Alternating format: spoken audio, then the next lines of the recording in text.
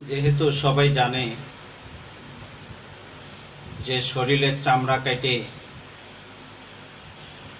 যদি মাকে জুতা বানিয়ে দেওয়া হয়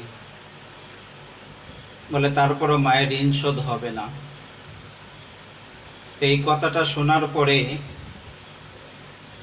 একজন বন্ধু তিনি তার মায়ের হাতে 5,000 টাকা দিলেন, দিয়ে বলতেছে যে মা, আমি একটা ওয়াজ মাহফিলে শুনেছিলাম যে শরীরের চামড়া কাটে মাকে জুতা বানায় দিলে ঋণ শোধ হবে না। তা মা বলল যে বাবা, টেবিলে ভাত আছে, তুমি ভাতটা খেয়ে নাও। ছেলে আবার জিজ্ঞাসা করলেন, দ্বিতীয়বার মা একই প্রশ্ন দিলেন যে বাবা, টেবিলে ভাত আছে, খেয়ে নাও। তৃতীয়বার যখন ছেলে জিজ্ঞাসা করলেন যে মা, শরীরের চামড়া কাটে বলে জুতা বানায় দিলে বলে তোমার ঋণ বলে শোধ হবে না। তা মা বলল যে বাবা, ওই যে টেবিলের মধ্যে ভাত আছে, ওই ভাতটা মেখে যদি তুমি আমাকে খাওয়াইতে পারো বলে তাইলে তোমার প্রশ্নের উত্তরটা তুমি সঠিক পেয়ে যাবে। তা ছেলে মায়ের কথা মতন টেবিল থেকে ভাত নিয়ে আসলো, তরকারি দেয়া ভাত দিয়ে মেখে মায়ের মুখে তুলে দিল। মা এখন ছেলেকে জিজ্ঞাসা করছে যে বাবা, ওই যে গাছের ডালে যেটা বসে আছে এটা কি? কয় মা, এটা তো পাখি।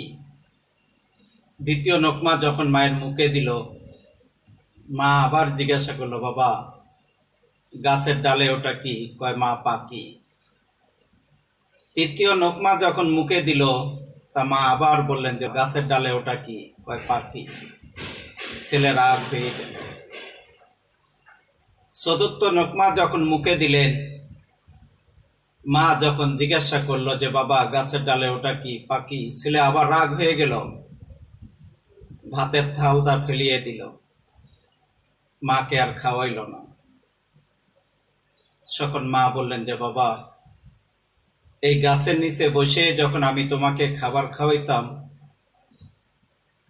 তোমার মুখে যখন 20টি নোকমা যখন তোমার মুখে খাবার দিতাম, তুমি 20 বারে আমাকে জিজ্ঞাসা করেছো মা এটা কি? 20 বারে আমি তোমাকে বলেছি এটা পাখি। 20 বারে আমি বলেছি মা এটা পাখি। আমি তো রাগ করে কোনোদিন তোমাকে একটি থাপ্পড় মারি নাই, কোনোদিন আমি খাবার ফেলে দেই নাই। আর আমি মা তোমাকে 4টা প্রশ্ন করেছি, তাতে বাবা তুমি রাগ করে ভাতের থালটা তুমি ফেলিয়ে দিলাম, ভাতগুলাকে তুমি নষ্ট করলে।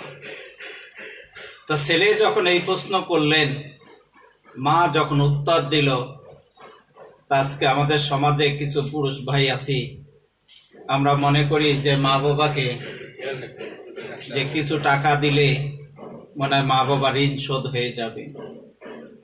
আরে ভাই, মা বাবাকে 10,000, 5,000, 2,000 টাকা দিয়ে মা বাবা ঋণ কোনোদিন আপনি শোধ করতে পারবেন না। আপনি যত বড় অফিসার হন না কেন, আপনি যত বড় ম্যাজিস্ট্রেট হন না কেন, আপনি একটিবার চিন্তা করে দেখেন যে কথাগুলো আমি বললাম, এই কথাগুলো নিজে একটিবার চিন্তা ভাবনা করে দেখেন তো, যে 10,000 হোক আর 5,000 হোক আর 2,000 টাকা হোক, মাকে দিয়ে আপনি কোনোদিন মায়ের ঋণ শোধ করতে পারবেন না। কিন্তু আপনি ভাবতেছেন মায়ের ঋণ শোধ হয়ে গেছে। না রে ভাই, শরীরের চামড়া যদি 1000 বারও যদি কেটে দেন, তারপরও মায়ের ঋণ কোনোদিন শোধ হবে না এবং মায়ের ঋণ শোধ করতে পারবেন না। এই জন্য রসুল সাল্লাল্লাহু আলাইহি সাল্লাম তিনি বললেন, ও আমার উম্মতেরা, তোমাদের মা বাবার পায়ের নিচে হলো তোমাদের জান্নাত। যত্ন করো, মা বাবাকে ভালোবাসো, তাহলে আমি রসুল সাল্লাল্লাহু আলাইহি সাল্লামের সঙ্গে বলে তোমরা জান্নাতে যেতে পারবা। সুবহানাল্লাহ।